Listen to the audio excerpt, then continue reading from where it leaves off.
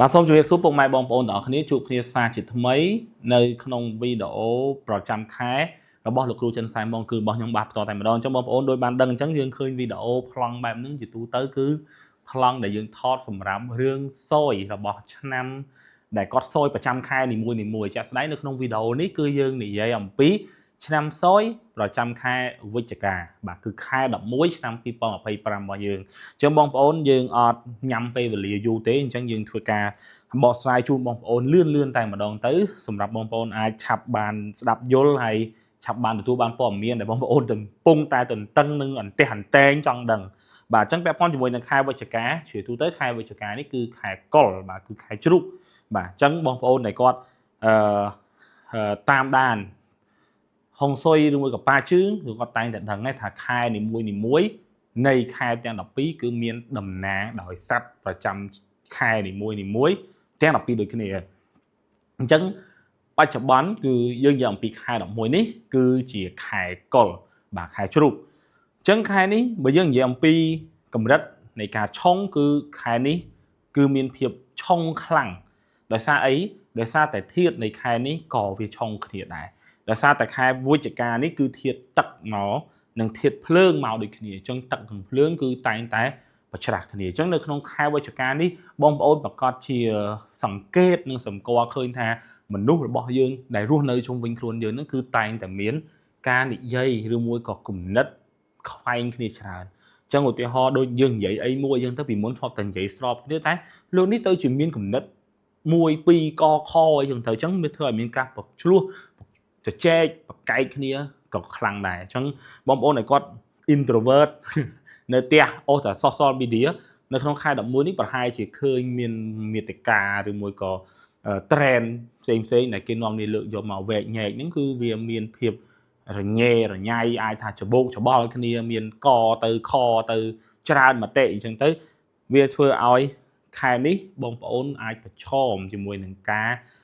និយាយឬមួយក៏ការមិនពេញចិត្តឬមួយក៏ការមិនត្រូវគ្នារវាងការគិតរបស់មនុស្សម្នាក់ទៅមនុស្សម្នាក់អានេះគឺសម្រាប់នៅក្នុងខែនេះហើយខែនេះទៀតសោតឆ្នាំដែលឆុងជាមួយនឹងកុលបងប្អូនដឹងហើយគឺម្សាញ់ហើយនឹងកុលខ្លួនឯងខ្ញុំលើកតែ2ឆ្នាំនឹងយកមកនិយាយទេអញ្ចឹងពាក់ព័ន្ធជាមួយនឹងឆ្នាំម្សាញ់អាចនិយាយបានថាកម្រិតនៃការឆុងគឺខ្លាំងអញ្ចឹងផលលំបាកអាចមកពីតំបន់ផ្សេងជុំទិសតែម្ដងសម្រាប់អ្នកឆ្នាំម្សាញ់ហើយប្រយ័ត្នឲ្យបានមែនទែនជាមួយនឹងមនុស្សដែលនៅជុំវិញខ្លួនយើងអញ្ចឹងបញ្ហារបស់អ្នកឆ្នាំម្សាញ់នៅក្នុងខែ11នេះភាគច្រើនគឺការចេញមកពីមនុស្សនៅជុំវិញខ្លួនយើងនឹងទេអត់មានទៅអ្នកណាឆ្ងាយទេអាចក្នុងរូបភាពបោកប្រាស់អញ្ចឹងមានន័យថាគេងបន្លំគេងប្រវាញ់បោកប្រាស់យើងទំនុកចិត្តក្តីលុយកាក់ក្តីគឺមានការបោកប្រាស់ច្រើនអញ្ចឹងសម្រាប់អ្នកកើតឆ្នាំម្សាញ់បើយើងចង់បង្ការរូបភាពបោកប្រាស់ហ្នឹងគឺយើងអាចប្រុងប្រយ័ត្នឬមួយក៏ប្រើនៅសតិបញ្ញារបស់យើងឲ្យបានខ្ពស់ទៅលើការទុកចិត្តលើរឿងនៃមួយឬមួយក៏មនុស្សណាម្នាក់អាហ្នឹងគឺពិតជាសំខាន់មែនទែនហើយមួយទៀតបងប្អូនក៏អាចជួបនឹងមនុស្សដែលសំដែងអញ្ចឹងបើថាយើងគេសំដែងក៏មានអ្នកធ្វើសំដែងអាក្រក់ដាក់យើងតែគេល្អអ្នកខ្លះទៅក៏សំដែងល្អដាក់យើងអីចឹងជាដើមអញ្ចឹងកន្លែងនេះក៏យើងគួរតែមានការប្រុងប្រយ័ត្នដូចគ្នាដែរអញ្ចឹងសម្រាប់មនុស្សកន្លែងមនុស្សសំដែងនេះខ្ញុំលើកទឹកចិត្តថាបើម្នាក់នឹងគាត់ល្អហួសពេកបាទមានន័យថាល្អដាក់យើងជ្រុលអញ្ចឹងយើងត្រូវតែប្រយ័ត្នគេសំដែងតែបើម្នាក់នឹងអាក្រក់ដាក់យើងជ្រុលក៏យើងត្រូវប្រយ័ត្នដែរថាគេមានអីនៅពីក្រោយដែលគេចង់បង្ហាញយើងតែបើម្នាក់នឹងធម្មតាទេយើងគ្រាន់តែប្រុងប្រយ័ត្នបែប50-50ទៅសម្រាប់មួយទៀតគឺអ្នកដែលគាត់មានស្នេហាអ្នកដែលគាត់កើតឆ្នាំម្សាញ់នៅក្នុងខែវិច្ឆិកានេះបើថាជួបមនុស្សដែលមើលចិត្តគ្នាហើយក៏មើលទៅប៉ុន្តែកុំតន់បង្ហាញនៅក្តីស្រឡាញ់ថាខ្ញុំស្រឡាញ់អ្នកឯងណាស់អីចឹងកុំតន់ហើយក៏កុំតន់ទទួលយកការបង្ហាញក្តីស្រឡាញ់របស់អ្នកដទៃដែរព្រោះនៅក្នុងខែនេះបើសិនជាបងប្អូនមានស្នេហាអាចប្រឈមនឹងធ្វើឲ្យស្នេហានេះខ្លាយទៅជាស្នេហាមួយដែលមិនពិតប្រាកដឬមួយក៏យើងហៅថាស្នេហាខ្លាំងខ្លាយអញ្ចឹងបងប្អូនដែលគាត់កើតនៅក្នុងឆ្នាំម្សាញ់គួរតែប្រយ័ត្នទៅលើរឿងនេះហើយមួយទៀតគឺសម្ដីការនិយាយស្ដី របស់យើងងាយប៉ះទៅលើអ្នកដទៃពីមុនធ្លាប់ប្រើភាសានឹងនិយាយទៅកាន់គេគេអត់ខឹងតែខែនេះគេនឹងអាចប្រកាន់ខឹងមកលើយើងខ្លាំងដូច្នេះការនិយាយស្ដីទៅលើពាក្យពេចន៍របស់យើងគឺគួរតែប្រុងប្រយ័ត្នឲ្យបានខ្ពស់អាហ្នឹងគឺរឹតតែល្អហើយកំហឹងក៏អាចនាំឲ្យយើងខូចខាតដែរអញ្ចឹងអាចបាត់បង់មិត្តភាពអាចបាត់បង់ឱកាសផ្សេងៗឬមួយក៏កំហឹងហ្នឹងវាអាចបង្កទៅជាបញ្ហាផ្សេងៗដែលធ្វើឲ្យយើងហ្នឹងត្រូវចាយលុយ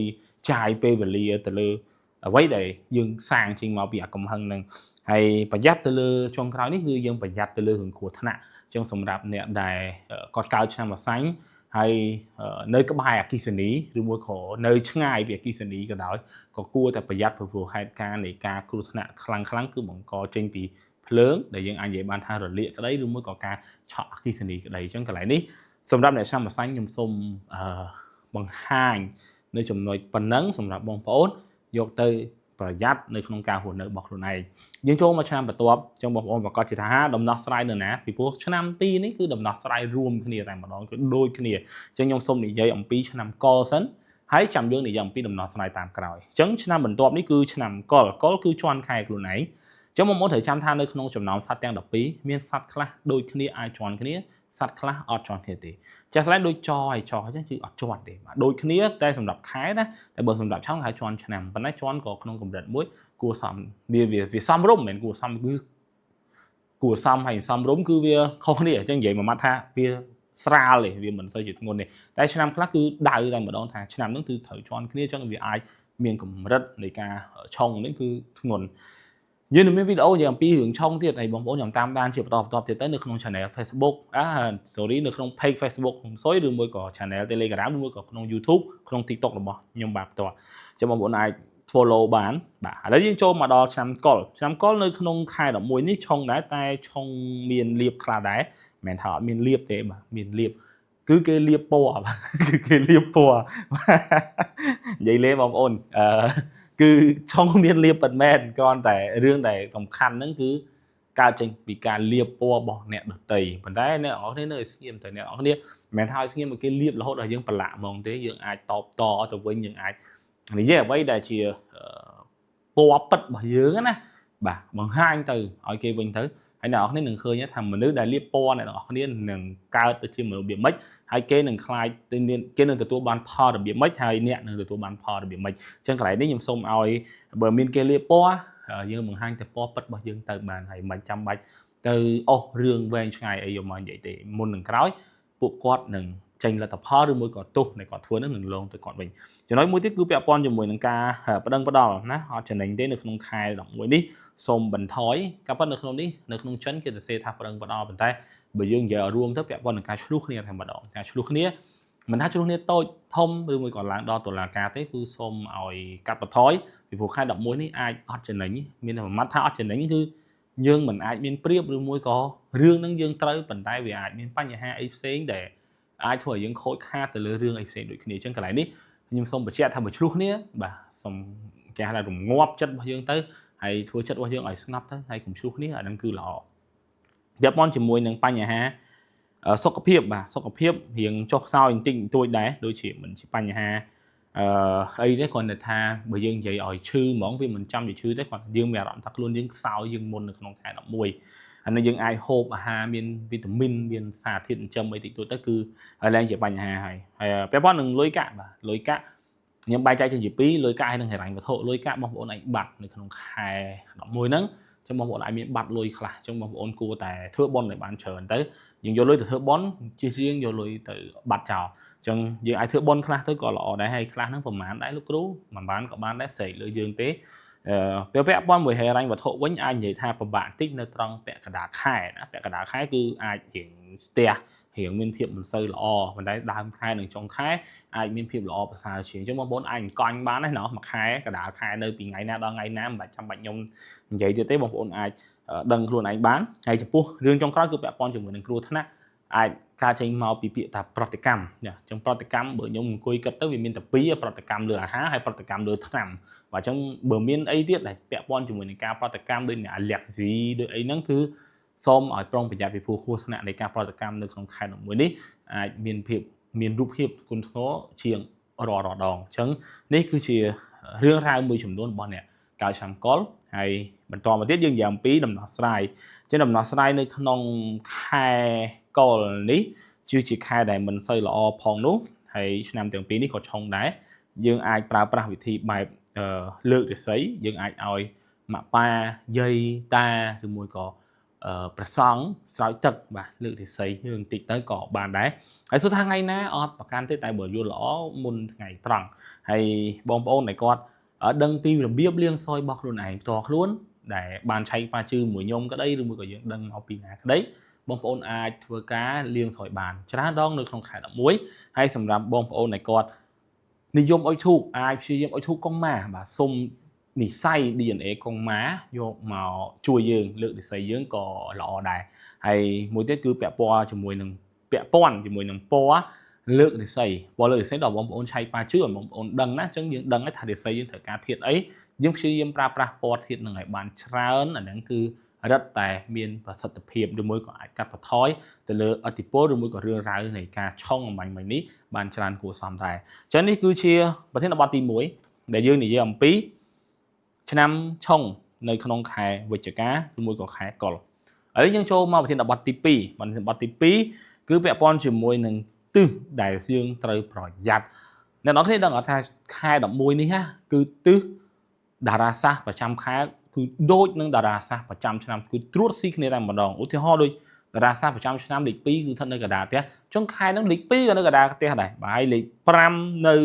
ទិសខាងកើតជាងជើងក៏នៅទិសខាងកើតជាងជើងដូចគ្នានិយាយទៅគឺត្រួតស៊ីគ្នាហ្មងអញ្ចឹងបើហេងពីត្រួតបើឆុងពីត្រួតអញ្ចឹងខ្ញុំនិយាយអំពីទិសដែលមានបញ្ហាតាក់ព័ន្ធជាមួយនឹងកណ្ដាលផ្ទះបងប្អូនដឹងហើយថាតារាសាស្ត្រលេខ2ចូលមកចុងបងប្អូនអាចយកលោហៈធាតុទៅដាក់តាំងនៅចំផ្នែកកណ្ដាលផ្ទះរបស់យើងប៉ុន្តែក្នុងករណីកណ្ដាលផ្ទះរបស់យើងមានការជួសជុលដំស្វានតែបើសិនជាអត់មានសម្លេងបង្ករំខានអីទេបងប្អូនអត់ចាំបាច់ដាក់លោហៈអីដើម្បីទៅកាត់ទេនេះមិនមែនតែកណ្ដាលផ្ទះគឺគ្រប់ទិសតែម្ដងបើសិនជាអត់មានសម្លេងក្ដុំក្ដាយគេគឺយើងអត់ចាំបាច់យើងនិយាយពីទិសខាងជើងយើងអាចប្រើប្រាស់ទឹក3កែវយកទៅដាក់នៅជ្រុងនៃទិសខាងជើងហើយនឹងទិសខាងកើតជាងជើងតារាសាស្ត្រលេខ5យើងអាចប្រើប្រាស់លោហៈធាតុដូចគ្នាទៅដាក់នៅជ្រុងនៃទិសខាងកើតជាងជើងនិងទិសខាងលិចជាងជើងយើងអាចប្រើប្រាស់របស់ណាដែលមានកម្ដៅឬមួយក៏ពណ៌ក្រហមយកទៅដាក់នៅទិសខាងលិចជាងជើងទៅព្រោះជាទិសធាតុឈើតារាសាស្ត្រលេខ3មកពីត្រួតដូចគ្នាអញ្ចឹងបញ្ជាក់ម្ដងទៀតមានតែ4ទិសនេះទេហើយសម្រាប់បងប្អូនដែលគាត់មាន4ទិសនេះដែរប៉ុន្តែអត់មានគូសដំស្វានឬសំលេងរំខានអីទេគឺបងរស់នៅធម្មតាតែបើមានសូមធ្វើតាមការណែនាំរបស់ខ្ញុំខាងក្រោមនេះអញ្ចឹងវីដេអូរបស់យើងគឺមានតែប៉ុណ្្នឹងទេបងប្អូនហើយបងប្អូនអាចស្ដាប់វីដេអូនេះហើយចាត់ទុកថាជាបទពិសោធន៍ហើយយើងយកវាមកប្រុងប្រយ័ត្ននៅក្នុងការរស់នៅអាហ្នឹងក៏វាល្អដែរអញ្ចឹងខ្ញុំមានតែប៉ុណ្្នឹងទេជូនពរបងប្អូនរស់ស៊ីមានបានហេងសុខភាពល្អជួបគ្នានៅវីដេអូក្រោយ